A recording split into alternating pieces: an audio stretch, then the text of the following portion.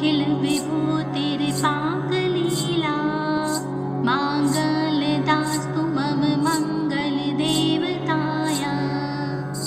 मुग्धा मुहुर्विदधते वदने मुरारे प्रेम कृपा प्रणिहितानि गतागतानि मालादृशो मधुकरीव महोत्पलेया सा मे श्रियं दिशतु सागरसम्भवाया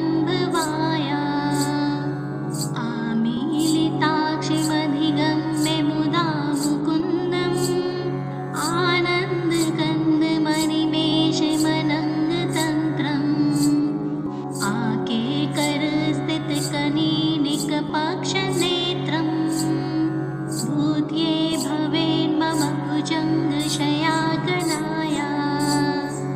भावान्तरे मधुचित्तश्रुतिकौस्तुभेया हारावली भरिनीलिमयि विभाति कामप्रदो भगवतोऽपि कटाक्षमाला कल्याणमावतु मे कमलालयाया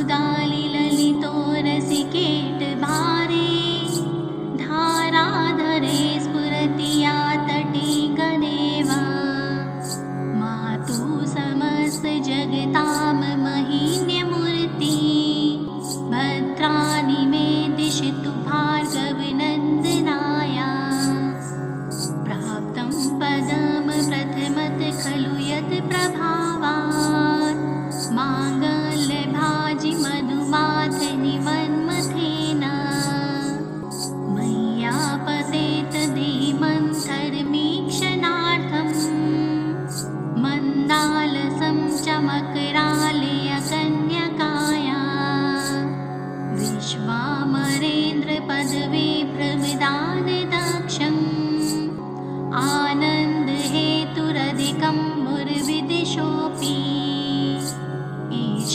निषीदतु मयि शनमीक्षणार्थम् इन्दीवरोदसहोदरमिन्दिराया इष्टाविशिष्टमतयोऽपि यया दयात् दृष्ट्या त्रिविष्टपपदं सुलभं लभन्ते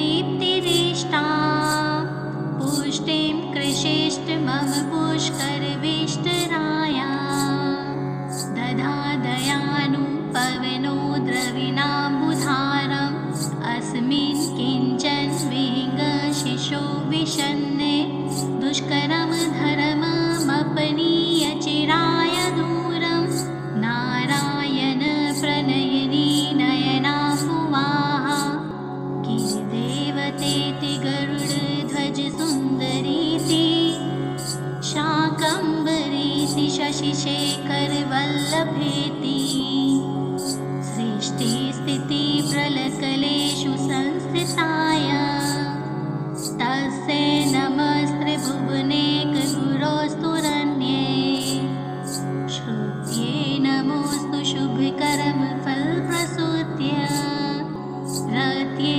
नमोऽस्तु रमणीयगुणार्णवाय शक्त्यै नमोऽस्तु शतपत्रनिकेतनाय पुष्ट्यै नमोऽस्तु पुरुषोत्तमवल्लभाय नमोऽस्तु नालिकेरनाभनाय नमोऽस्तु दुग्धोऽधिजन्मभूम्य नमोऽस्तु सोमामृतसोदराय नमोऽस्तु नारायणवल्लभाय नमोऽस्तु हेमाभुजपीठिकाय नमोऽस्तु भूमण्डलनायिकाय नमोऽस्तु देवादिदयपराय नमोऽस्तु शाङ्गायुधवल्लभाय नमोऽस्तु देव्या भृगुनन्दनाय नमोऽस्तु विष्णोरुरसिस्थिताय नमोऽस्तु लक्ष्मी कमलालयाय नमोऽस्तु दामोदरवल्लभाय नमोऽस्तु कान्त्यै कमलेक्षणाय नमोऽस्तु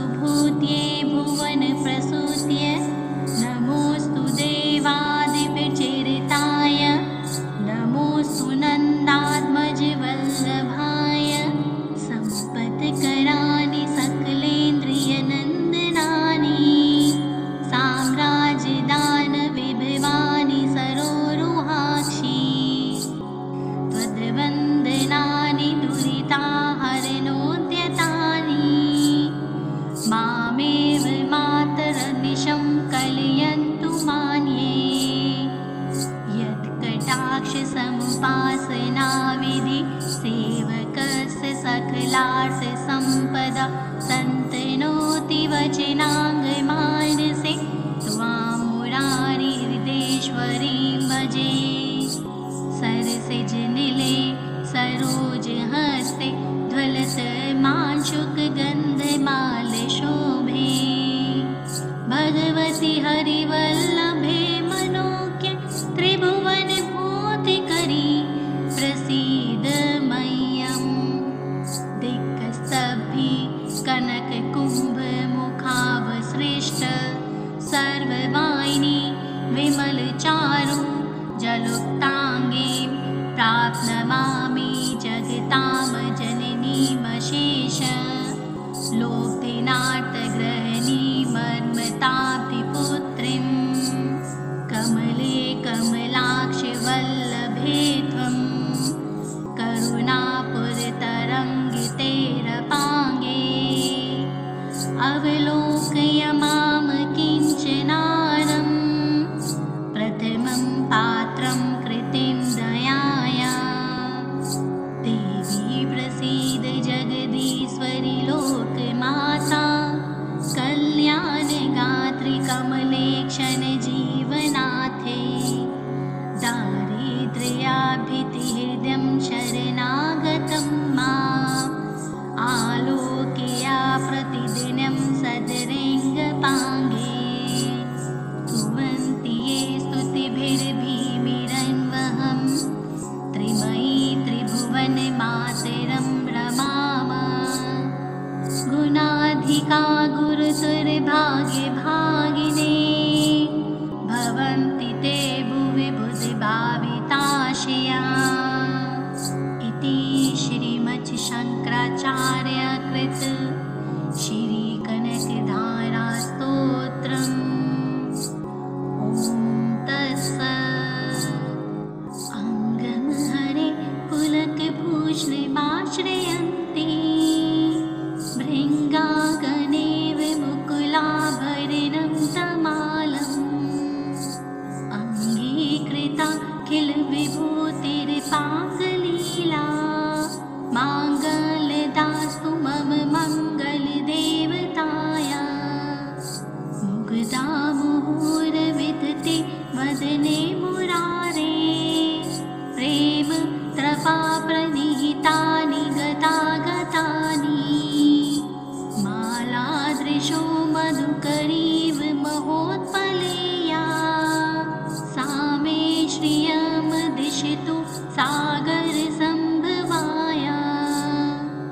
आमीलिताक्षिमधिगम्य मुदा मुकुन्दम् आनन्दकन्दमनिमेषमनङ्गतन्त्रम् आकेकरस्थितकनीनिकपक्षनेत्रम् भूत्ये भवेन्मम भुजङ्गशयाकनाया भावान्तरे मधुचित्तश्रुतिकौस्तुभेया हरावली भरिनीलिमयि विभाति कामप्रदो भगवतोऽपि कटाक्षमाला कल्याणमावतु मे कमलालयाया कालाम्बुदालिललितो रसिकेटभारे धाराधरे स्फुरति या तटे गणेवा मातु समस्तजगतां महिन्यमूर्ति भद्राणि मे दिशतु भार्गवनन्दनाया प्राप्तं पदं प्रथमत खलु यत् प्रभावात् माङ्गल्यभाजि मधुमाथनि मन्मथेन मय्या पतेत धीमन्थरमीक्षणार्थम् मन्दालसं चमकरालयकन्यकाया विश्वामरेन्द्रपदवीभ्रमदानदक्षम् आनन्दहेतुरधिकं मुर्विदिशोऽपि ईश निषीदतु मयि शनमीक्षणार्थम् इन्दिवरोदसहोदरमिन्दिराया इष्टाविशिष्टमतयोऽपि यया दयाद्र इष्टपदं सुलभं लभन्ते। दृष्टिप्रहष्टकमलोदरदीप्तिरेष्टा पुष्टिं कृषिष्ट मम पुष्करविष्टराया।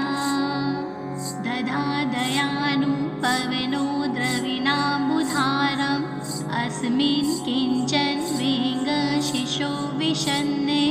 दुष्करं धर्ममपनीय चिराय दूरं नारायण प्रणयनी नयनाम्बुवाहा।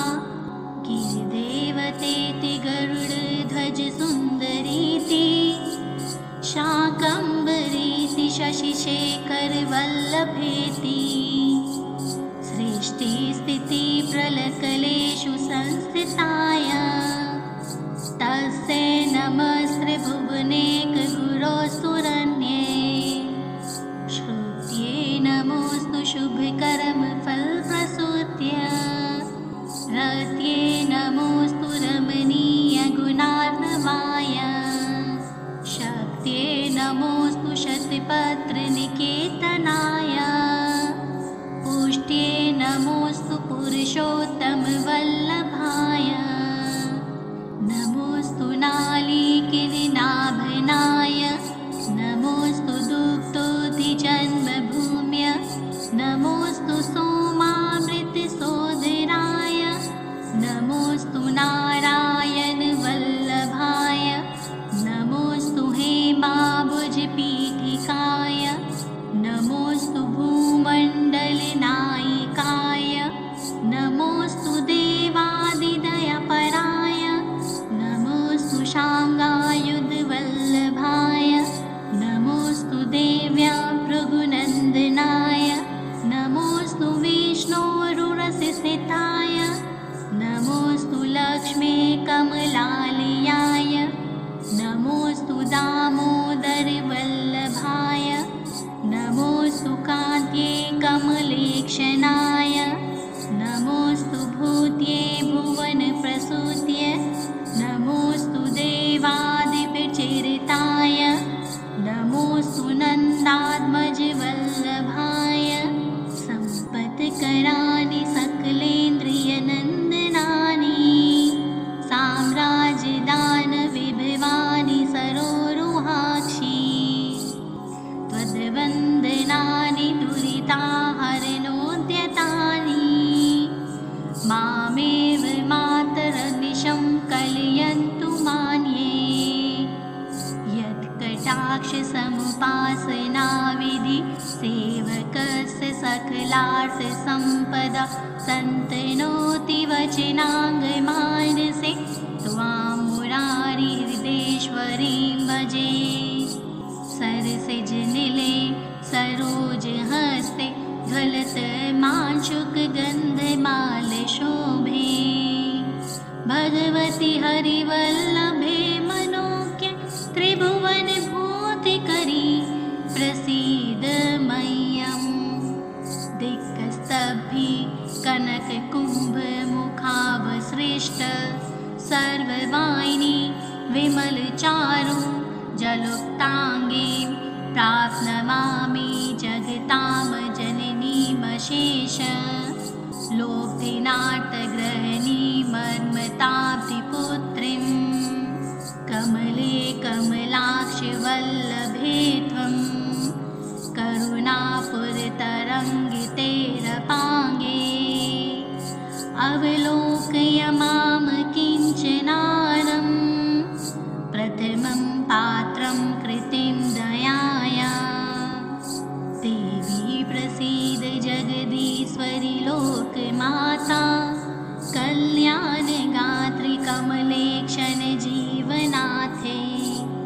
दारिद्र्याभितिहृदयं शरणागतं माम् आलोकया प्रतिदिनं सदरेङ्गपाङ्गे।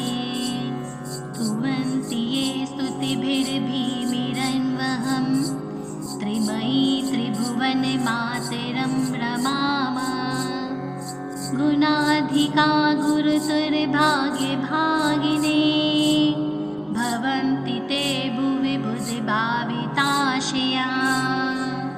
इति शङ्कराचार्य कृत श्रीकनकधारा स्तोत्रम्। ॐ तत्सत्। अङ्गमहरे पुलकभूषणमाश्रयन्ते भृङ्गागणेव मुकुलाभरणं तमालम्। अङ्गीकृता किल विभूतिर्पाकलीला माङ्गल्यदास्तु मम मङ्गलदेवताया। मुग्धा मुहुरविदते वदने मुरारे प्रेम त्रपा प्रणीतानि गतागतानि। मालादृशो मधुकरीव महोत्पलेया सा मे श्रियं दिशतु सागरसम्भवाया। आमीलिताक्षिमधिगम्य मुदा मुकुन्दम् आनन्दकन्दमनिमेषमनङ्गतन्त्रम्। आकेकरस्थितकनीनिकपक्षनेत्रम् भूत्ये भवेन्मम भुजङ्गशयाकनाया। भावान्तरे मधुचित्तश्रुतिकौस्तुभेया हारावली भरिनीलिमयि विभाति। कामप्रदो भगवतोऽपि कटाक्षमाला कल्याणमावतु मे कमलालयाया। कालाम्बुदालिललितो रसिकेटभारे धाराधरे स्फुरति या तटी गणेवा। मातु समस्तजगतां महीन्यमूर्ति भद्राणि मे दिशतु भार्गवनन्दनाया। प्राप्तं पदं प्रथमत खलु यत् प्रभावात् माङ्गल्यभाजि मधुमाथनिमन्मथेन। मय्या पतेत धीमन्थरमीक्षणार्थम् मन्दालसं चमकरालयकन्यकाया। विश्वामरेन्द्रपदवी प्रविदानदक्षम् आनन्दहेतुरधिकं मुर्विदिशोऽपि। ईश निषीदतु मयि शनमीक्षणार्थम् इन्दीवरोदसहोदरमिन्दिराया। इष्टाविशिष्टमतयोऽपि यया दयाद्र दृष्ट्या त्रिविष्टपपदं सुलभं लभन्ते। दृष्टिप्रहष्टकमलोदरदीप्तिरिष्टा पुष्टिं कृषिष्ट मम पुष्करविष्टराया।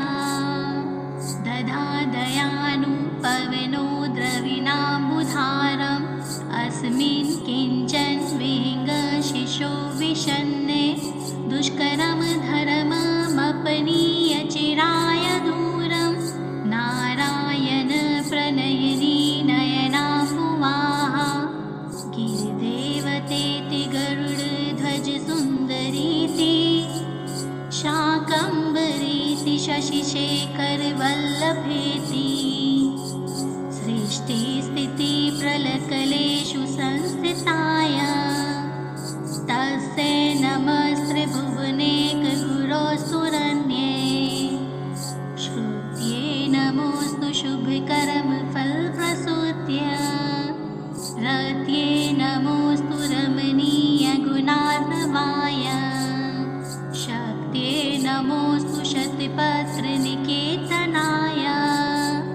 पुष्ट्यै नमोऽस्तु पुरुषोत्तमवल्लभाय।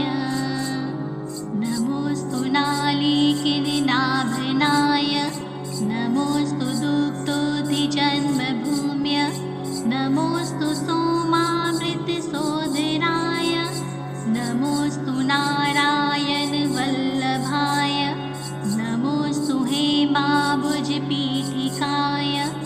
नमोऽस्तु भूमण्डलनायिकाय। नमोऽस्तु देव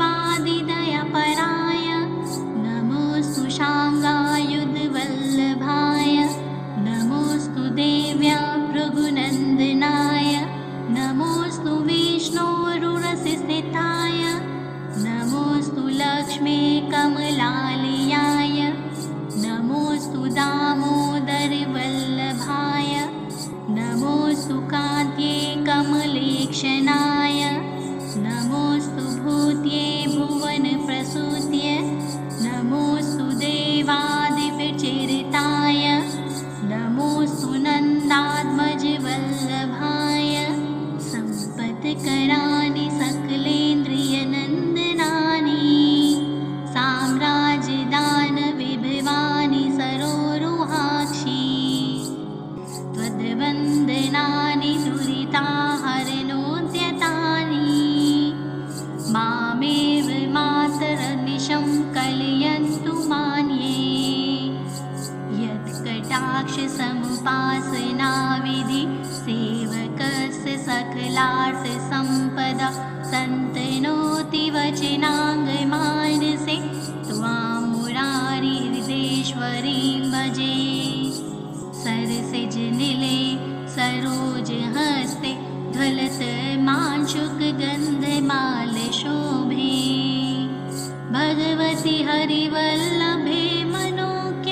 त्रिभुवनभूतिकरी प्रसीद मह्यम् दिक्स्तभि कनककुम्भमुखावसृष्ट सर्ववाहिनी विमलचारु जलुक्ताङ्गीं प्राप्नमामि जगतां जननीमशेष लोकनाट्यग्रहणीमर्मताब्धिपुत्रीं कमले कमलाक्षवल्लभे त्वं करुणापुरतरङ्गितेरपाङ्गे अवलोकय मां किञ्चनारं प्रथमं पात्रं कृतिं दयाया देवी प्रसीद जगदीश्वरि लोकमाता कल्याणगात्रि कमलेक्षण जीवनाथे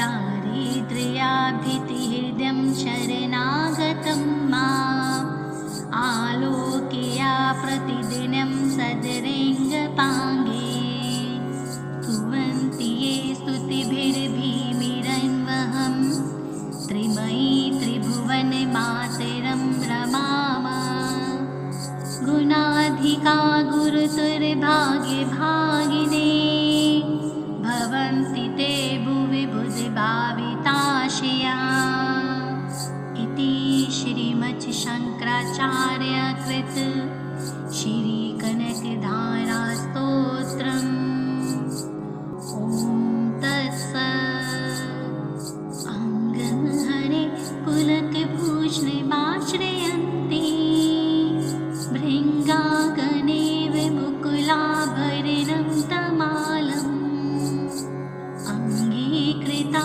किल विभूतिर्पाङ्गलीला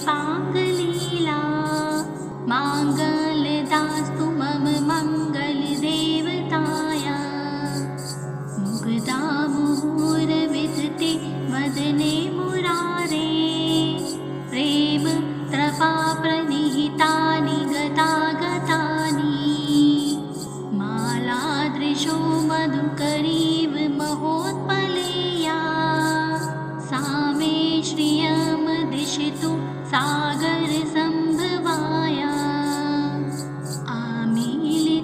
आमीलिताक्षिमधिगम्य मुदा मुकुन्दम् आनन्दकन्दमनिमेषमनङ्गतन्त्रम् आकेकरस्थितकनीनिकपक्षनेत्रम् भूत्ये भवेन्मम भुजङ्गशयाकनाया भावान्तरे मधुचित्तश्रुतिकौस्तुभेया हारावली भरिनीलिमयि विभाति कामप्रदो भगवतोऽपि कटाक्षमाला कल्याणमावतु मे कमलालयाया कालाम्बुदालिललितो रसिकेटभारे धाराधरे स्फुरति या तटे गदेवा मातु समस्तजगतां महीन्यमूर्ति भद्राणि मे दिशतु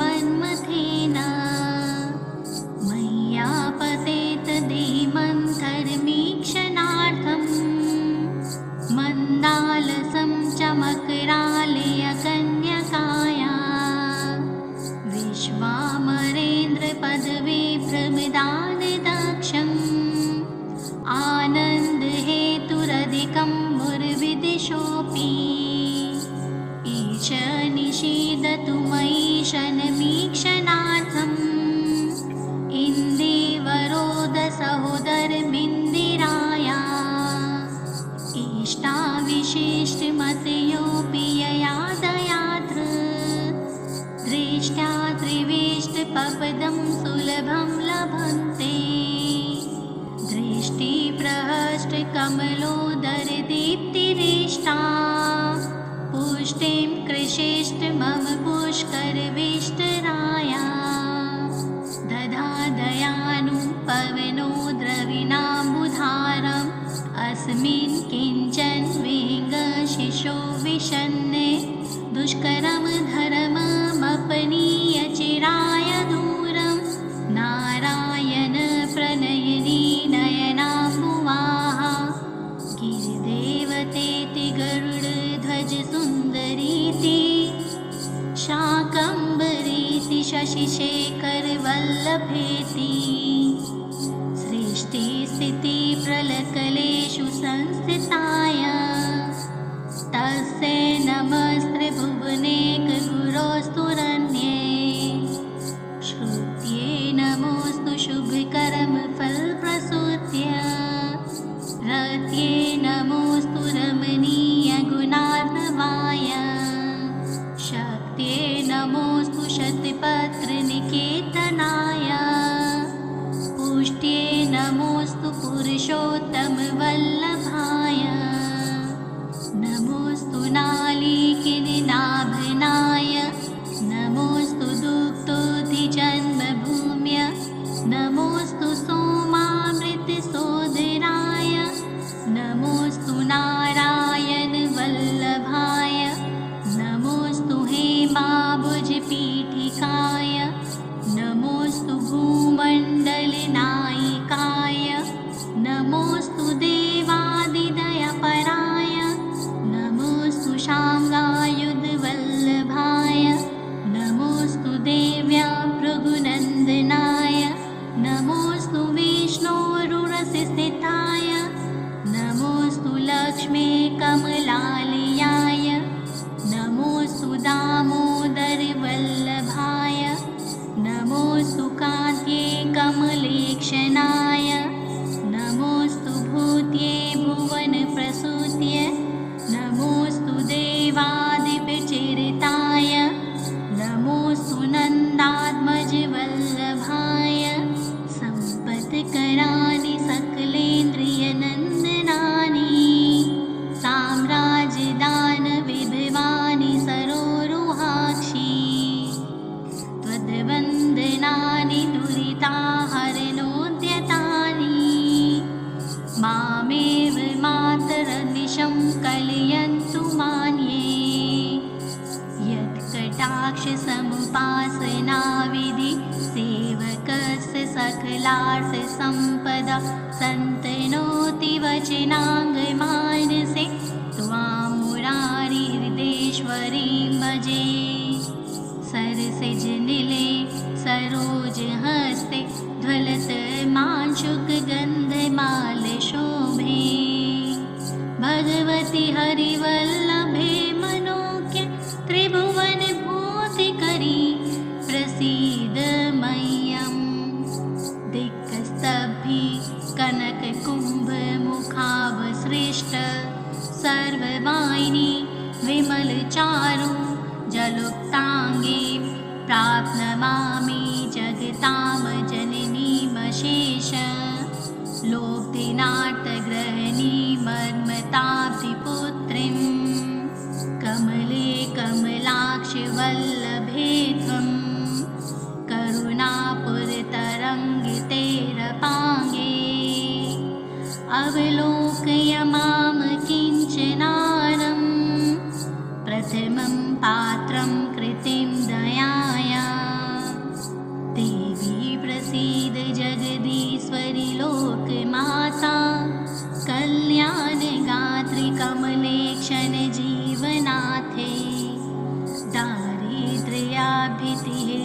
शरणागतं माम् आलोकया प्रतिदिनं सदरेङ्गपाङ्गे स्तुवन्ति ये स्तुतिभिर्भीमिरन्वहं त्रिमयी त्रिभुवनमातरं रमामः गुणाधिका गुरुतुर्भाग्यभागिने भवन्ति ते भुवि बुद्धिभाविताशया इति श्रीमच्छङ्कराचार्यकृत श्रीकनकधारास्तोत्रम् ॐ तत्सत् अङ्गहरे पुलकभूषणमाश्रयन्ति भृङ्गागणेव मुकुलाभरणं तमालम् अङ्गीकृता किल विभूतिर्पाङ्गलीला माङ्गल्यदास्तु मम मङ्गलदेवताया मुग्धा मुहुर्विदधते वदने मुरारे प्रेम त्रपा प्रणिहितानि गतागतानि मालादृशो मधुकरीव महोत्पलेया सा मे श्रियं दिशतु सागरसम्भवाया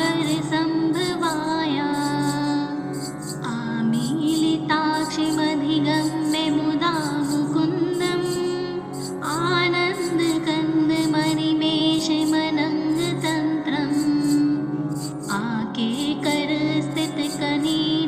आकेकरस्थितकनीनिकपक्षनेत्रम् भूत्ये भवेन्मम भुजङ्गशयाकनाया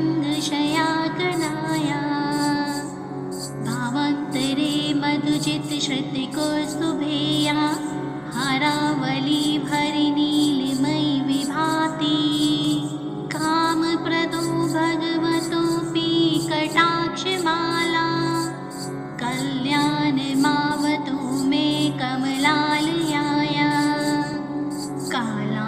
कालाम्बुदालिललितो रसिकेटभारे धाराधरे स्फुरति या तटे गणेवा मातु समस्तजगतां महिन्यमूर्ति भद्राणि मे दिशतु भार्गवनन्दनाया प्राप्तं पदं प्रथमत खलु यत् प्रभावात् माङ्गल्यभाजि मधुमाथनि मन्मथेन मय्या पतेत धीमन्थरमीक्षणार्थम् मन्दालसं चमकरालयकन्यकाया विश्वामरेन्द्रपदवी भ्रमदानदक्षम् आनन्दहेतुरधिकं मुर्विदिशोऽपि ईश निषीदतु मयि शनमीक्षणार्थम् इन्दीवरोदसहोदरमिन्दिराया इष्टाविशिष्टमतयोऽपि यया दयाद्र दृष्ट्या त्रिविष्टपपदं सुलभं लभन्ते दृष्टिप्रहष्टकमलोदरदीप्तिरेष्टा पुष्टिं कृषिष्ट मम पुष्करविष्टराया दधादयानु पवनो द्रविणाम्बुधारम् अस्मिन् किञ्चन विहङ्गशिशो विषन्ने दुष्करं धर्ममपनीय चिराय दूरं नारायण प्रणयनी नयनाम्बुवाः गिरिदेवतेति गरुडध्वज सुन्दरीति शाकम्भरीति शशिशेखरवल्लभेति सृष्टिस्थितिप्रलकलेषु संस्थिताय तस्यै नमस्त्रिभुवनेकगुरोस्तुरन्ये श्रुत्यै नमोऽस्तु शुभकर्मफलप्रसूत्यै रत्यै नमोऽस्तु रमणीयगुणार्णवाय शक्त्यै नमोऽस्तु शतपत्रनिकेतनाय पुष्ट्यै नमोऽस्तु पुरुषोत्तमवल्लभाय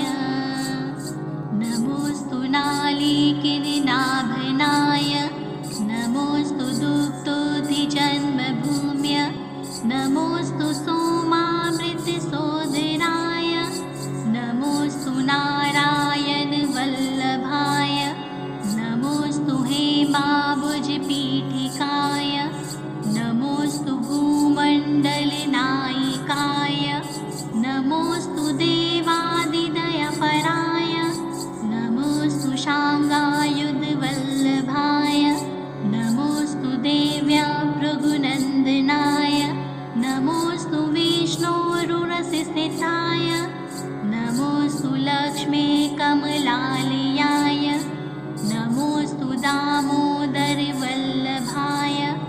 नमोऽस्तु कान्त्ये कमलेक्षणाय नमोऽस्तु भूत्ये भुवनप्रसूत्य नमोऽस्तु देवादिविचरिताय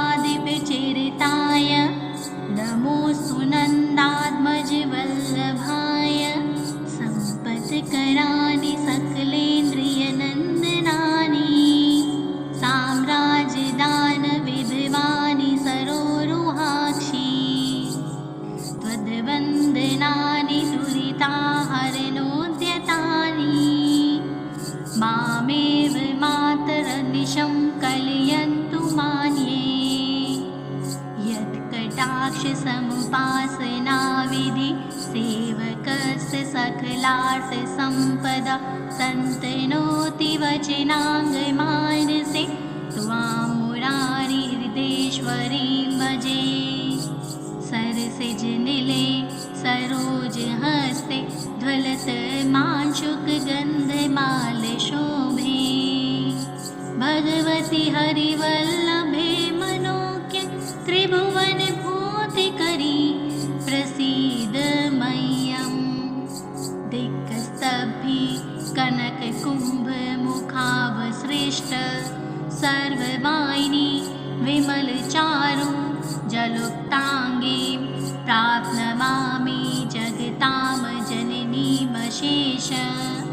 लोकनाटग्रहणीमर्मताब्धिपुत्रीं कमले कमलाक्षवल्लभे त्वं करुणापुरतरङ्गितेरपाङ्गे अवलोकय मां किञ्चनारं प्रथमं पात्रं कृतिं दयाया देवी प्रसीद जगदीश्वरि लोकमाता कल्याणगात्री कमलेक्षण जीवनाथे दारिद्र्याभितिहृदयं शरणागतं माम् आलोकया प्रतिदिनं सदरेङ्गपाङ्गे स्तुवन्ति ये स्तुतिभिर्भीमिरन्वहं त्रिमयी त्रिभुवनमातरं रमाम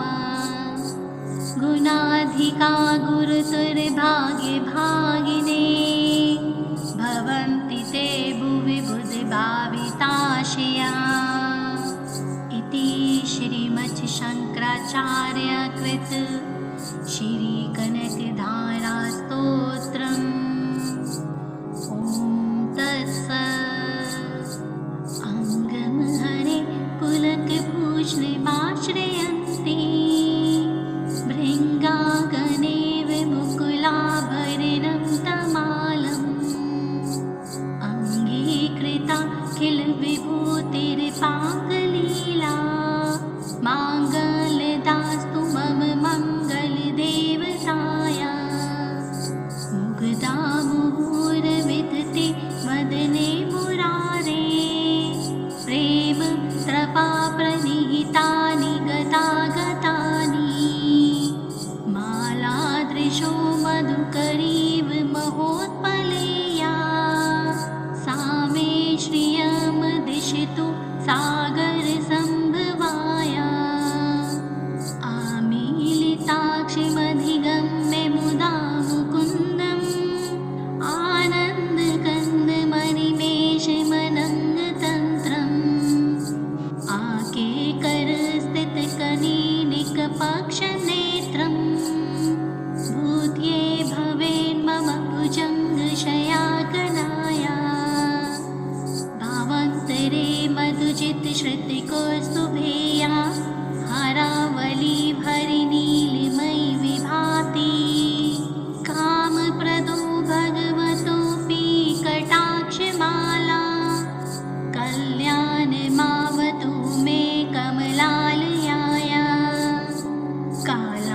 कालाम्बुदालिललितो रसिकेटभारे धाराधरे स्फुरति या तटे गदेवा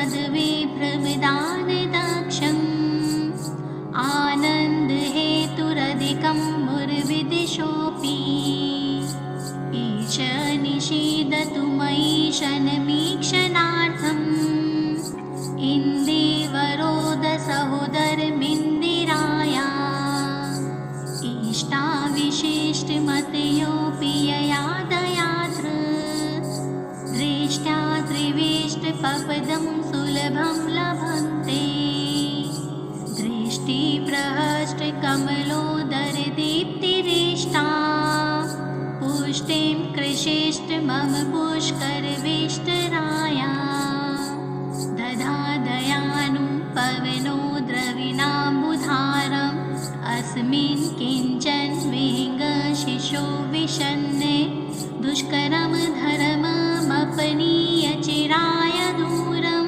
नारायण प्रणयिनी नयनाम्बुवाहा गिरिदेवतेति गरुडध्वज सुन्दरीति शाकम्भरीति शशिशेखर वल्लभेति।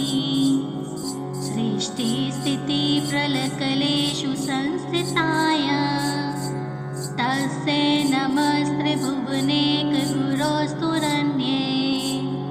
श्रुत्यै नमोऽस्तु शुभकर्मफलप्रसूत्यै। रत्यै नमोऽस्तु रमणीयगुणार्णवाय। शक्त्यै नमोऽस्तु शतपत्रनिकेतनाय। पुष्ट्यै नमोऽस्तु पुरुषोत्तमवल्लभाय। नमोऽस्तु नालीकिरीनाभनाय। नमोऽस्तु दुग्धोऽधिजन्मभूम्य। नमोऽस्तु सोमामृतसोदराय। नमोऽस्तु नारायणवल्लभाय। नमोऽस्तु हेमाभुजपीठिकाय। नमोऽस्तु भूमण्डलनायिकाय। नमोऽस्तु देवादिदयपराय। नमोऽस्तु शाङ्गायुधवल्लभाय। नमोऽस्तु देव्या भृगुनन्दनाय। नमोऽस्तु विष्णोरुरसिस्थिताय। नमोऽस्तु लक्ष्मी कमलालयाय। नमोऽस्तु दामोदरवल्लभाय। नमोऽस्तु कान्त्यै कमलेक्षणाय। नमोऽस्तु भूत्यै भुवनप्रसूत्यै। नमोऽस्तु देवादिविचरिताय। नमोऽस्तु नन्दात्मजवल्लभाय। सम्पत्कराणि सकलेन्द्रियनन्दनानि। साम्राज्यदानविभवानि सरोरुहाक्षि। त्वद्वन्दनानि दुरिताहरणोद्यतानि। मामेव मातरनिशं कलयन्तु मान्ये। यत्कटाक्षसमुपासनाविधि सेवकस्य सकलार्थसम्पदा सन्तनोति वचनाङ्गमानसे। त्वां मुरारिहृदेश्वरीं भजे। सरसिजनिले सरोजहस्ते ज्वलतमांशुकगन्धमालशोभे। भगवति हरिवल्लभे मनोज्ञ त्रिभुवनभूतिकरी प्रसीद मह्यम्। दिक्स्तब्धि कनककुम्भमुखावसृष्ट सर्ववाहिनी विमलचारु जलुक्ताङ्गी प्राप्नमामि जगतां जननीमशेष। लोब्धिनाट्यग्रहणी मर्मताब्धिपुत्रीं कमले कमलाक्षवल्लभे त्वं। करुणापुरतरङ्गितेरपाङ्गे अवलोकय मां किञ्चनारम्। प्रथमं पात्रं कृतिं दयाया। देवी प्रसीद जगदीश्वरि लोकमाता। कल्याणगात्री कमलेक्षण जीवनाथे। दारिद्र्याभितिहृदयं शरणागतं माम्। आलोकया प्रतिदिनं सदरेङ्गपाङ्गे। स्तुवन्ति स्तुतिभिर्भीमिरन्वहं।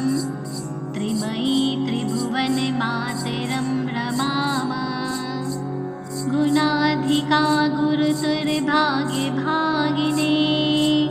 भवन्ति ते भुवि बुद्धिभाविताशया।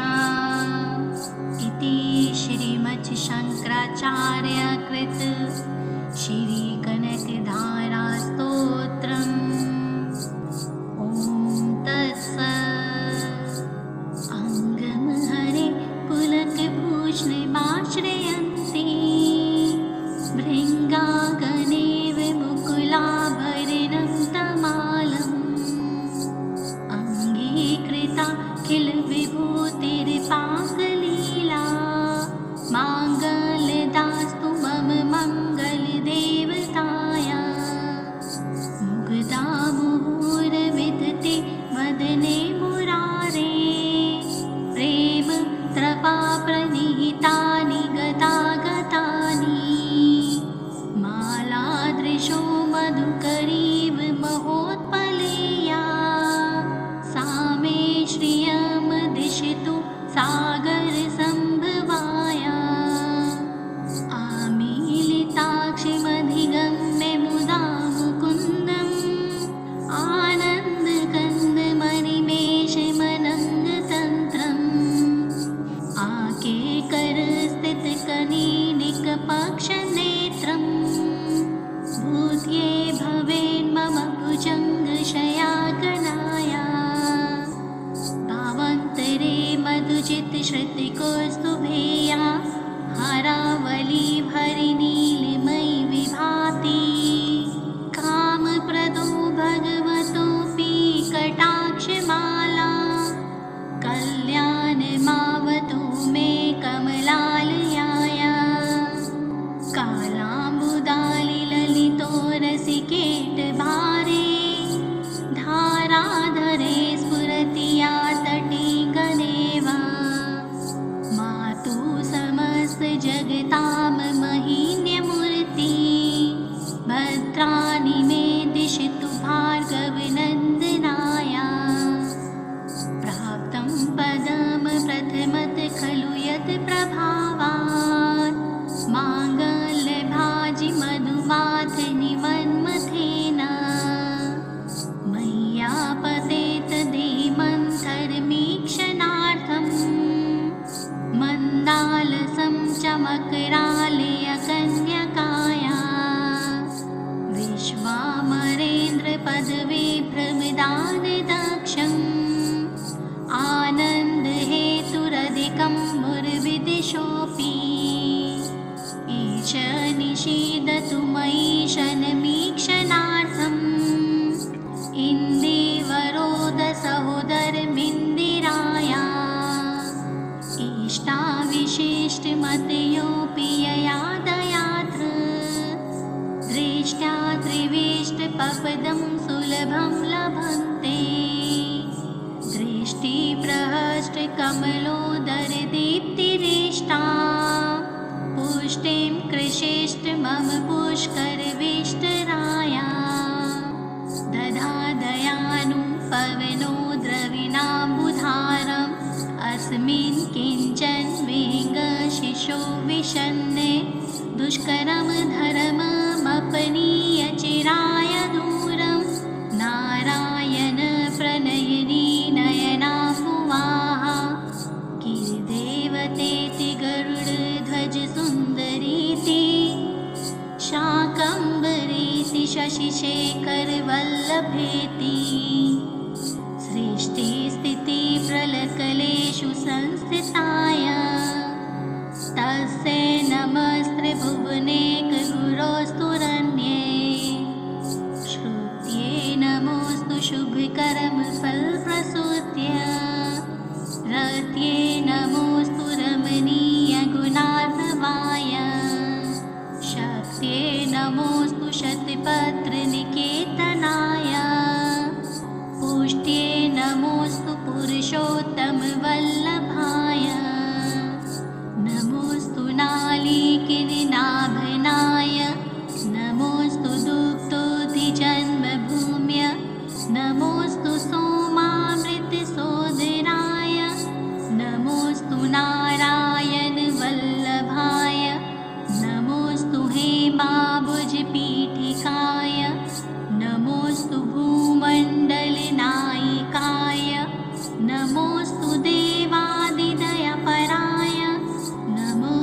साङ्गायुधवल्लभाय नमोऽस्तु देव्या भृगुनन्दनाय नमोऽस्तु विष्णोरुरसिस्थिताय नमोऽस्तु लक्ष्मी कमलालयाय नमोऽस्तु दामोदरवल्लभाय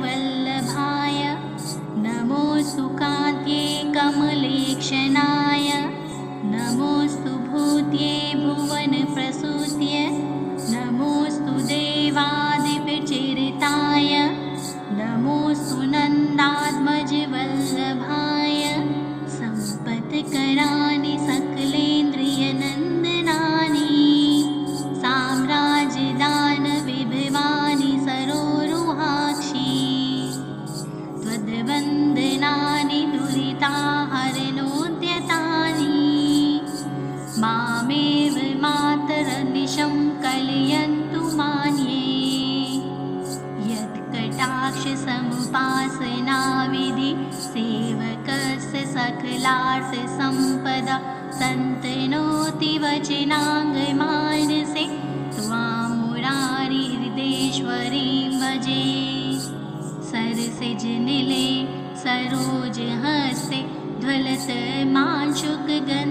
ज्वलतमांशुकगन्धमालशोभे भगवति हरिवल्लभे मनोज्ञ त्रिभुवनभूतिकरी प्रसीद मह्यम् दिक्स्तब्धि कनककुम्भमुखावसृष्ट सर्ववाहिनी विमलचारु जलुक्ताङ्गीं प्राप्नमामि जगतां जननीमशेष लोकदिनार्थग्रहणीमर्मताब्धिपुत्रीं कमले कमलाक्षवल्लभे त्वं करुणापुरतरङ्गितेरपाङ्गे अवलोकय मां किञ्चनारम् प्रथमं पात्रं कृतिं दयाया देवी प्रसीद जगदीश्वरि लोकमाता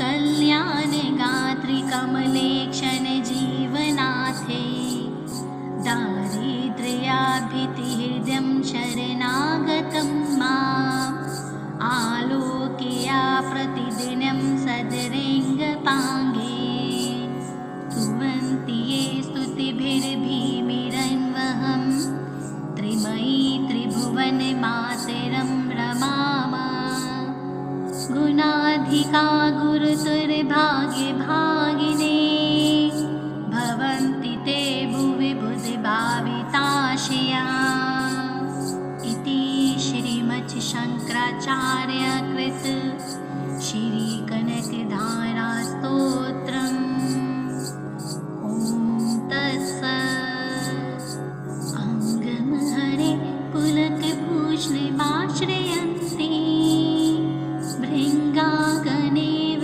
मुकुलाभरणं तमालम् अङ्गीकृता किल विभूतिर्पाङ्गलीला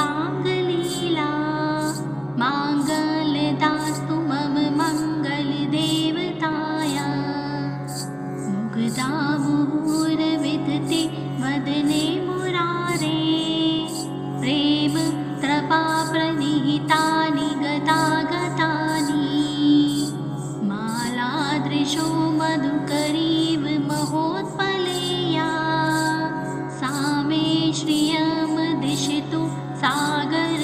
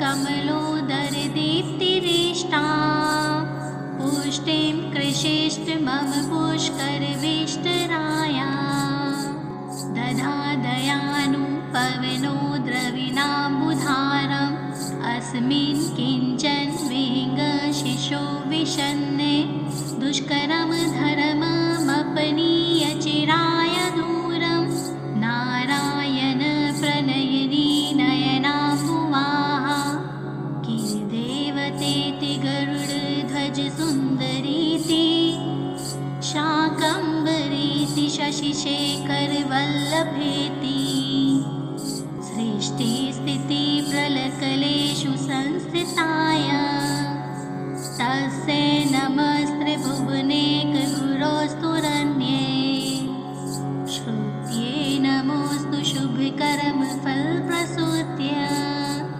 रत्यै नमोऽस्तु रमणीयगुणार्णवाय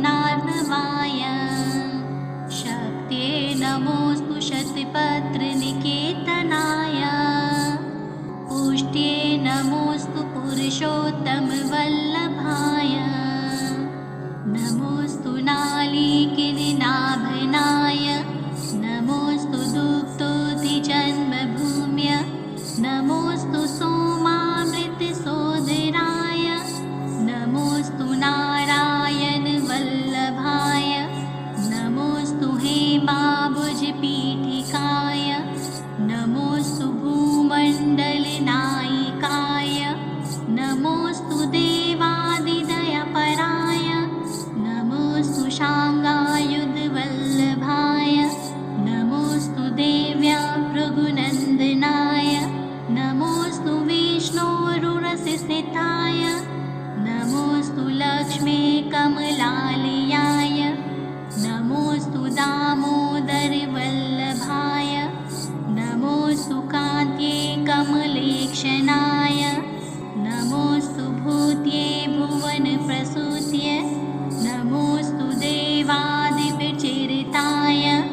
नमोऽस्तु नन्दात्मजवल्लभाय सम्पत्कराणि सकलेन्द्रियनन्दनानि साम्राज्यदानविभवानि सरोरुहाक्षि त्वद्वन्दनानि दुरिताहरणोद्यतानि मामेव मातरनिशं कलयन्तु मान्ये यत्कटाक्षसमुपासनाविधि सेवकस्य सकलार्थसम्पदा सन्तनोति वचनाङ्गमानसे त्वां मुरारिहृदेश्वरीं भजे सरसिजनिले सरोजहस्ते ज्वलतमांशुकगन्धमालशोभे भगवति हरिवल्लभे मनोज्ञ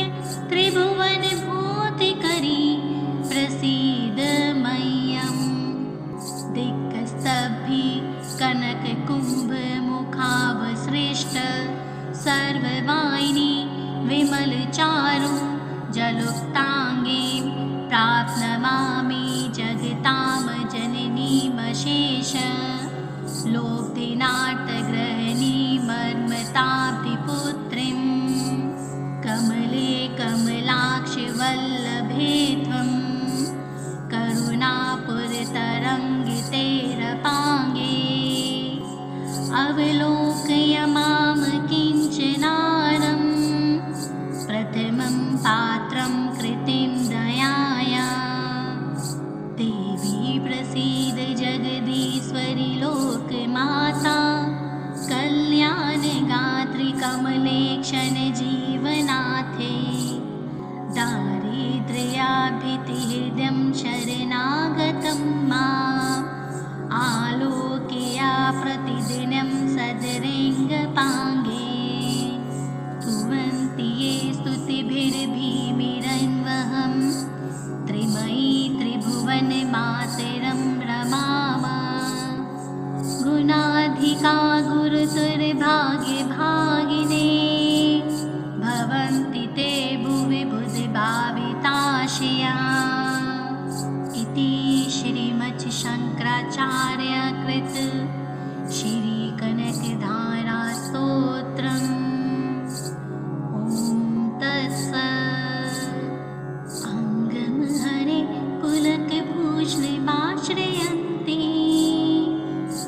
गङ्गागणेव मुकुलाभरणं तमालम् अङ्गीकृताखिलविभूतिर्पाकलीला माङ्गल्यदास्तु मम मङ्गलदेवताया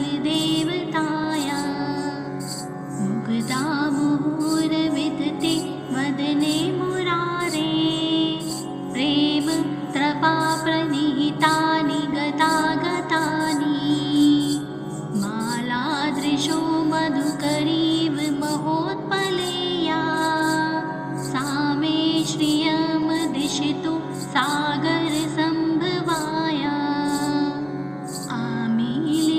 आमीलिताक्षिमधिगम्य मुदा मुकुन्दम् आनन्दकन्दमनिमेषमनङ्गतन्त्रम् आकेकरसितकनीनिकपक्षनेत्रम् बुध्ये भवेन्मम भुजङ्गशयाकनाया भावान्तरे मधुचित्तश्रुतिकौस्तुभेया हारावली भरिनीलिमयि विभाति कामप्रदो भगवतोऽपि कटाक्षमाला कल्याणमावतु मे कमलालयाया कालाम्बुदालिललितो रसिकेटभारे धाराधरे स्फुरति या तटे गणेवा मातु समस्तजगतां महीन्यमूर्ति भद्राणि मे दिशतु भार्गवनन्दनाया प्राप्तं पदं प्रथमत खलु यत् प्रभावान् माङ्गल्यभाजि मधुमाथनि मन्मथेन मय्यापतेत देमन्थरमीक्षणार्थम् मन्दालसं चमकरालयकन्यकाया विश्वामरेन्द्रपदवी प्रमदानदक्षम् आनन्दहेतुरधिकं मुरविदिशोऽपि ईश निषीदतु मयि शनमीक्षणार्थम् इन्दिवरोदसहोदरमिन्दिराया इष्टाविशिष्टमतयोऽपि यया दयाद्र दृष्ट्या त्रिविष्टपपदं सुलभं लभन्ते दृष्टिप्रहष्टकमलोदरदीप्तिरिष्टा पुष्टिं कृषिष्ट मम पुष्करविष्टराया दधादयानु पवनो द्रविणाम्बुधारम् अस्मिन् किञ्चन विहङ्गशिशो विषन्ने दुष्करं धर्ममपनीय चिराय दूरं नारायण प्रणयिनी नयनाम्बुवाहा गिरिदेवतेति गरुडध्वज सुन्दरीति शाकम्भरीति शशिशेखरवल्लभेति सृष्टिस्थितिप्रलकलेषु संस्थिताय तस्यै नमस्त्रिभुवनेकगुरो सुरन्ये श्रुत्यै नमोऽस्तु शुभकर्मफलप्रसूत्यै रत्यै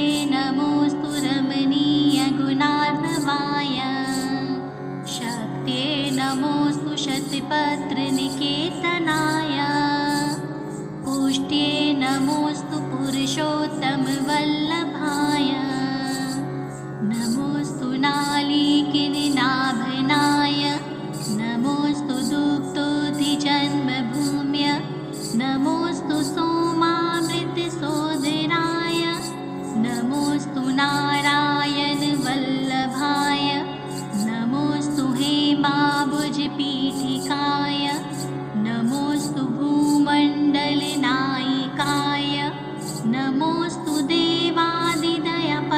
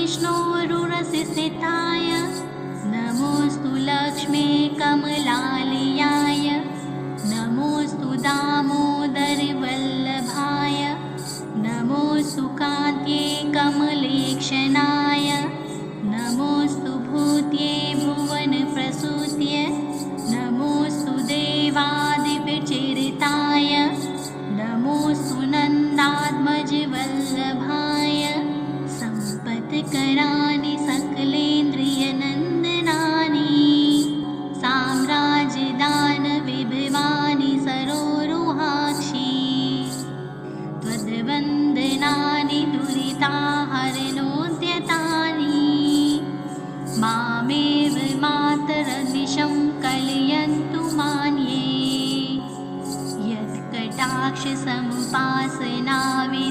सेवकस्य सकलार्थसम्पदा सन्तनोति वचनाङ्गमानसे त्वां मुरारिहृदेश्वरीं भजे। सरसिजनिले सरोजहस्ते ज्वलतमांशुकगन्धमालशोभे भगवति हरिवल्लभे मनोज्ञ त्रिभुवनभूतिकरी प्रसीद मह्यम्। दिक्स्तब्धि कनककुम्भमुखावसृष्ट सर्ववाहिनी विमलचारु जलुक्ताङ्गीं प्राप्नमामि जगतां जननीमशेष लोकनाट्यग्रहणीमर्मताब्धिपुत्रीं कमले कमलाक्षवल्लभे त्वं करुणापुरतरङ्गितेरपाङ्गे अवलोकय मां किञ्चनारम् प्रथमं पात्रं कृतिं दयाया देवी प्रसीद जगदीश्वरि लोकमाता कल्याणगात्री कमलेक्षण जीवनाथे दारिद्र्याभितिहृदयं शरणागतं माम् आलोकया प्रतिदिनं सदरेङ्गपाङ्गे स्तुवन्ति ये स्तुतिभिर्भीमिरन्वहं त्रिमयी त्रिभुवनमातरं रमामः। गुणाधिका गुरुतुर्भाग्यभागिने भवन्ति ते भुवि बुद्धिभाविताशया इति श्रीमच्छङ्कराचार्यकृत श्रीकनकधारास्तोत्रम्। ॐ तत्सत्। अङ्गमहरे पुलकभूषणमाश्रयन्ति भृङ्गागणेव मुकुलाभरणं तमालम् अङ्गीकृता किल विभूतिर्पाङ्गलीला माङ्गल्यदास्तु मम मङ्गलदेवताया मुग्धा मुहुरविदधति वदने मुरारे प्रेम त्रपा प्रणिहितानि गतागतानि मालादृशो मधुकरीव महोत्पलेया सा मे श्रियमदिशितु सागरसम्भवाया आमीलिताक्षिमधिगम्य मुदा मुकुन्दम् आनन्दकन्दमनिमेषमनङ्गतन्त्रम् आकेकरस्थितकनीनिकपक्षनेत्रम् भूत्ये भवेन्मम भुजङ्गशयाकनाया भावान्तरे मधुचित्तश्रुतिकौस्तुभेया हरावली भरिनीलिमयि विभाति कामप्रदो भगवतोऽपि कटाक्षमाला कल्याणमावतु मे कमलालयाया कालाम्बुदालिललितो रसिकेटभारे धाराधरे स्फुरति या तटे कनेवा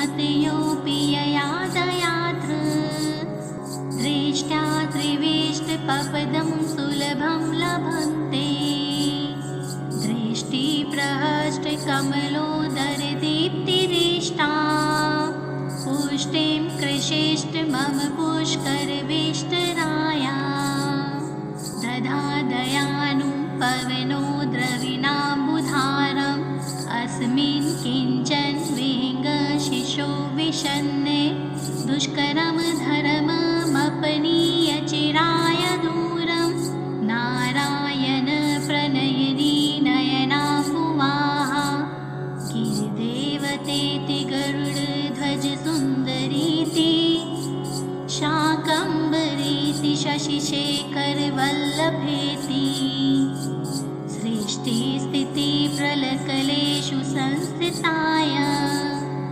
तस्यै नमस्त्रिभुवनैकगुरोस्तुरन्ये श्रुत्यै नमोऽस्तु शुभकर्मफलप्रसूत्यै रत्यै नमोऽस्तु रमणीयगुणार्णवाय शक्त्यै नमोऽस्तु शतपत्रनिकेतनाय पुष्ट्यै नमोऽस्तु पुरुषोत्तमवल्लभाय नमोऽस्तु नालिकेनिनाभनाय नमोऽस्तु दुग्धोतिजन्मभूम्य नमोऽस्तु सोमामृतसोदराय नमोऽस्तु नारायणवल्लभाय नमोऽस्तु हेमाबुजपीठिकाय नमोऽस्तु भूमण्डलनायिकाय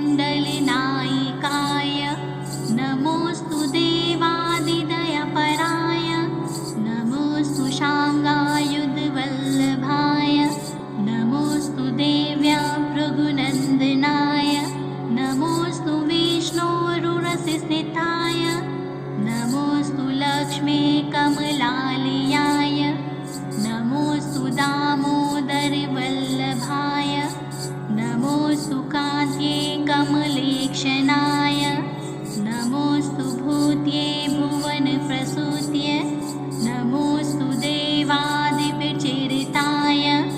नमोऽस्तु नन्दात्मजवल्लभाय सम्पत्कराणि सकलेन्द्रियनन्दनानि साम्राज्यदानविभवानि सरोरुहाक्षि त्वद्वन्दनानि दुरिताहरणोद्यतानि मामेव मातरनिशं कलयन्तु मान्ये यत्कटाक्षसमुपासनाविधि सेवकस्य सकलार्थसम्पदा सन्तनोति वचनाङ्गमानसे त्वां मुरारिहृदेश्वरीं भजे सरसिजनिले सरोजहस्ते ज्वलतमांशुकगन्धमालशोभे भगवति हरिवल्लभे मनोज्ञ त्रिभुवनभूतिकरी प्रसीद मह्यम् दिक्स्तभि कनककुम्भमुखावसृष्ट सर्ववाहिनी विमलचारु जलुक्ताङ्गीं प्राप्नवामि जगतां जननीमशेष लोकनाटग्रहणीमर्मताब्धिपुत्रीं कमले कमलाक्षवल्लभे त्वं करुणापुरतरङ्गितेरपाङ्गे अवलोकय मां किञ्चनारं प्रथमं पात्रं कृतिं दयाया देवी प्रसीद जगदीश्वरि लोकमाता कल्याणगात्री कमलेक्षण जीवनाथे दारिद्र्याभिहृदयं शरणागतं माम् आलोकया प्रतिदिनं सदरेङ्गपाङ्गे स्तुवन्ति ये स्तुतिभिर्भीमिरन्वहं त्रिमयी त्रिभुवनमातरं रमामः गुणाधिका गुरुतुर्भाग्यभागिने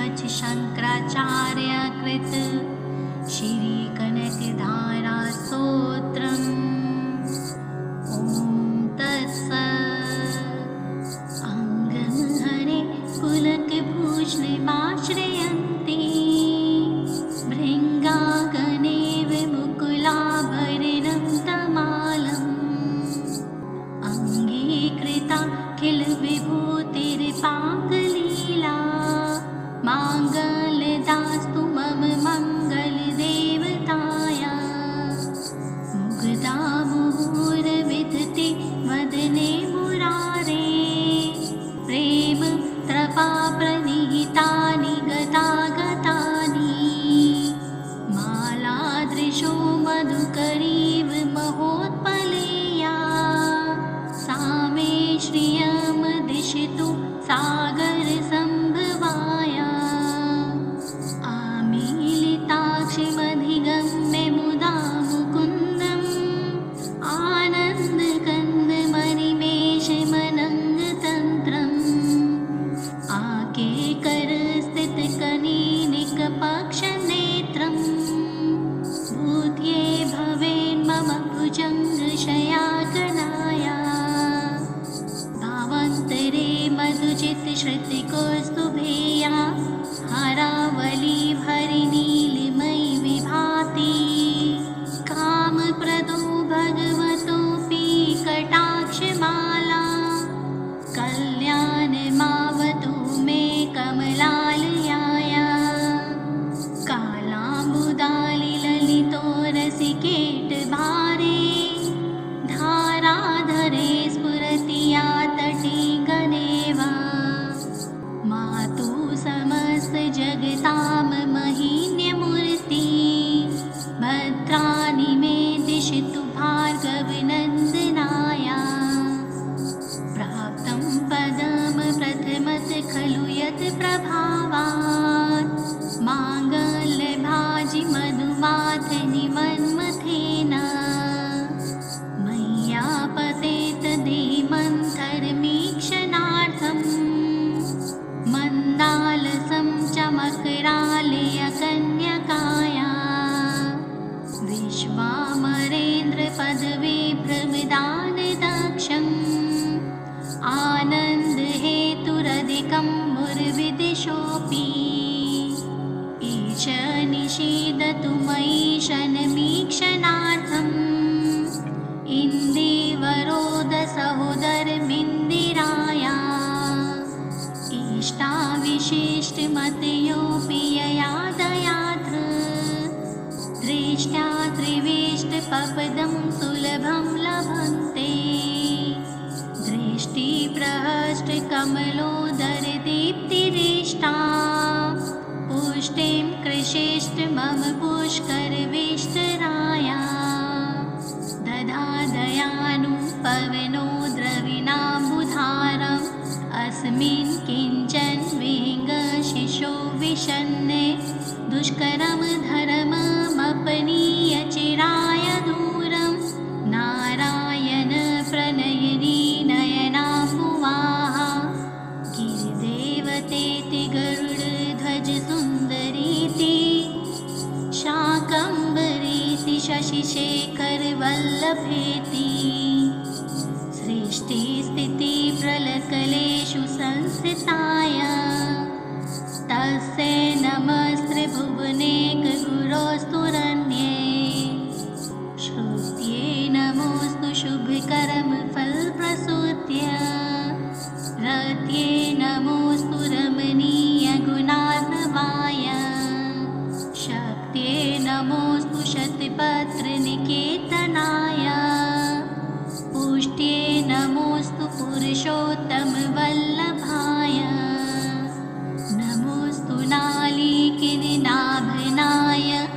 नमोऽस्तु दुग्धोऽधिजन्मभूम्य नमोऽस्तु सोमामृतसोदराय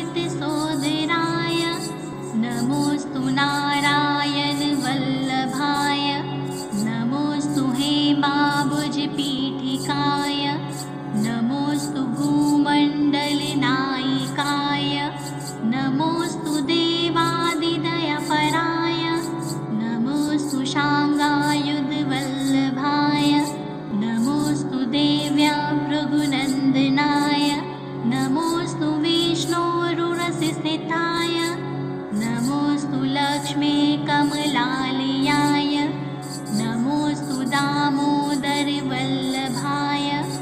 नमोऽस्तु कान्त्यै कमलेक्षणाय नमोऽस्तु भूत्यै भुवनप्रसूत्यै नमोऽस्तु देवादिविचरिताय नमोऽस्तु नन्दात्मजवल्लभाय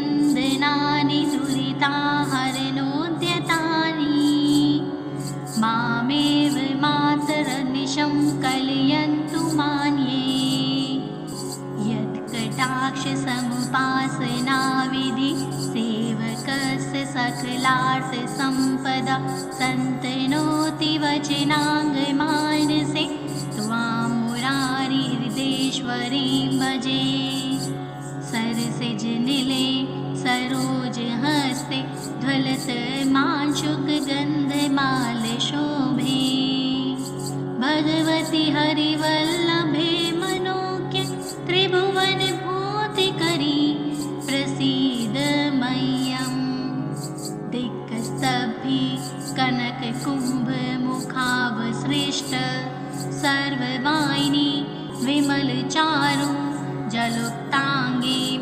प्राप्नमामि जगतां जननीमशेष लोब्धिनाट्यग्रहणी मर्मताब्धिपुत्रीं कमले कमलाक्षवल्लभे त्वं करुणापुरतरङ्गितेरपाङ्गे अवलोकय मां किञ्चनारम् प्रथमं पात्रं कृतिं दयाया देवी प्रसीद जगदीश्वरि लोकमाता कल्याणगात्री कमलेक्षण जीवनाथे दारिद्र्याभितिहृदयं शरणागतं माम् आलोकया प्रतिदिनं सदरेङ्गपाङ्गे स्तुवन्ति ये स्तुतिभिर्भीमिरन्वहं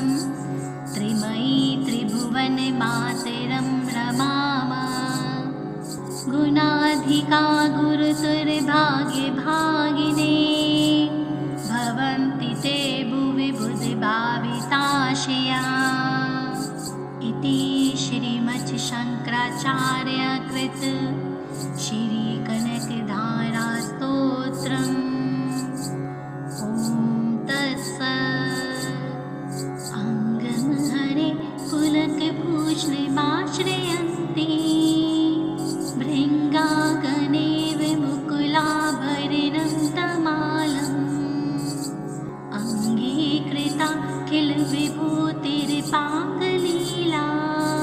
माङ्गल्यदास्तु मम मङ्गलदेवताया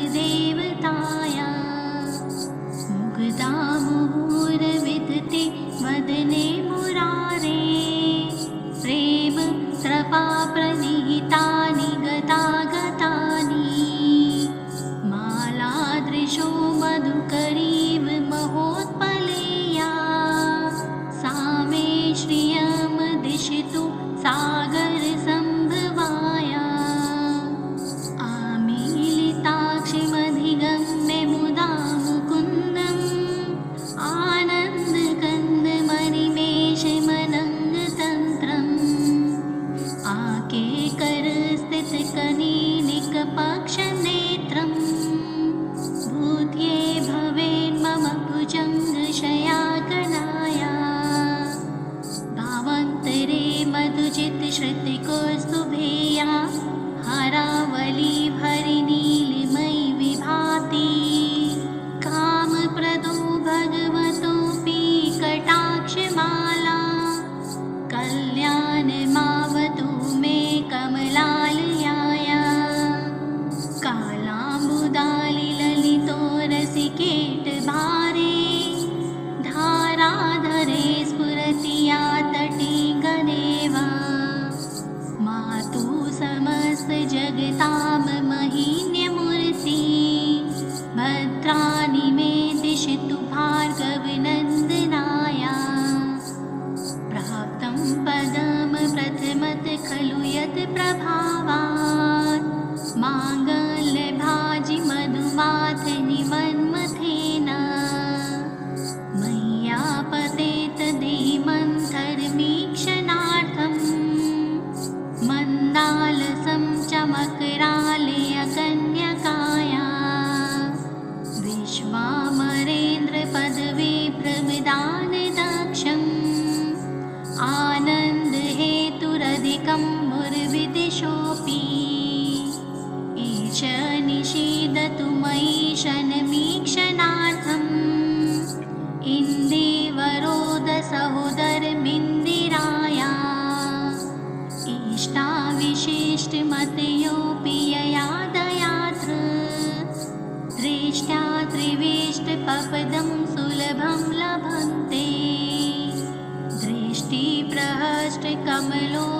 दृष्टिप्रहष्टकमलोदरदीप्तिरिष्टा पुष्टिं कृषिष्ट मम पुष्करविष्टराया दधादयानु पवनो द्रविणाम्बुधारम् अस्मिन् किञ्चन विहङ्गशिशो विषन्ने दुष्करं धर्ममपनीय चिराय दूरं नारायण प्रणयिनी नयनाम्बुवाः गिरिदेवतेति गरुडध्वज सुन्दरीति शाकम्भरीति शशिशेखर वल्लभेति सृष्टिस्थितिप्रलकलेषु संस्थिताय तस्यै नमस्त्रिभुवनेकगुरोस्तुरन्ये श्रुत्यै नमोऽस्तु शुभकर्मफलप्रसूत्यै रत्यै नमोऽस्तु रमणीयगुणार्णवाय शक्त्यै नमोऽस्तु शतपत्रनिकेतनाय पुष्ट्यै नमोऽस्तु पुरुषोत्तमवल्लभाय नमोऽस्तु नालीकिनिनाभनाय नमोऽस्तु दुग्धोऽधिजन्मभूम्य नमोऽस्तु सोमामृतसोदराय नमोऽस्तु नारायणवल्लभाय नमोऽस्तु हेमाभुजपीठिकाय नमोऽस्तु भूमण्डलनायिकाय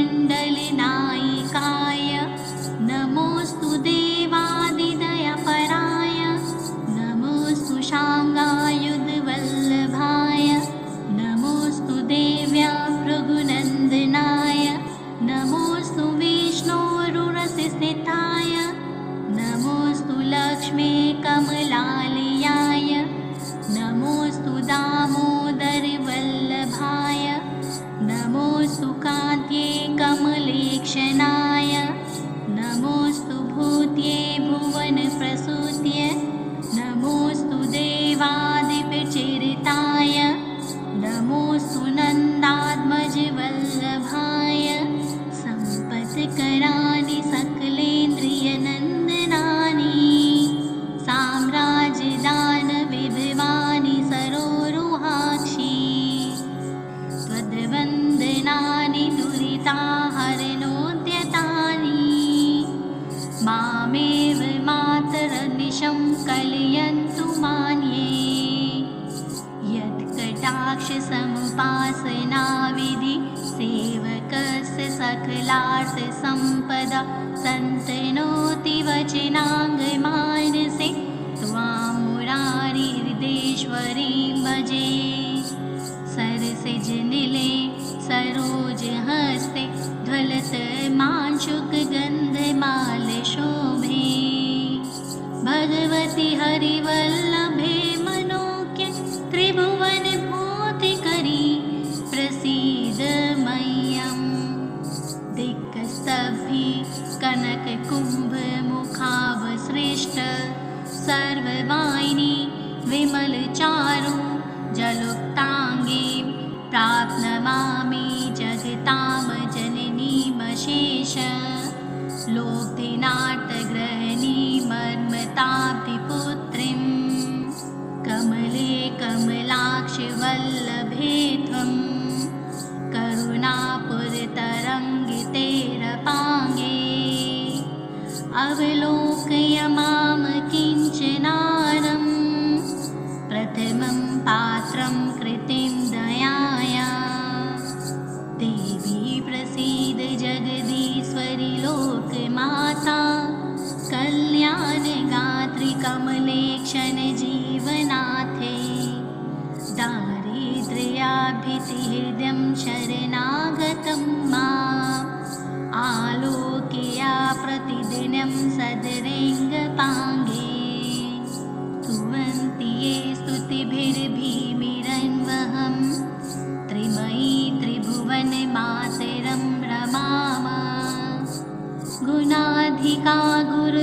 भाग्यभागिने भवन्ति ते भुवि बुद्धिभाविताशया। इति श्रीमच्छङ्कराचार्यकृत श्रीकन्नडसाहित्ये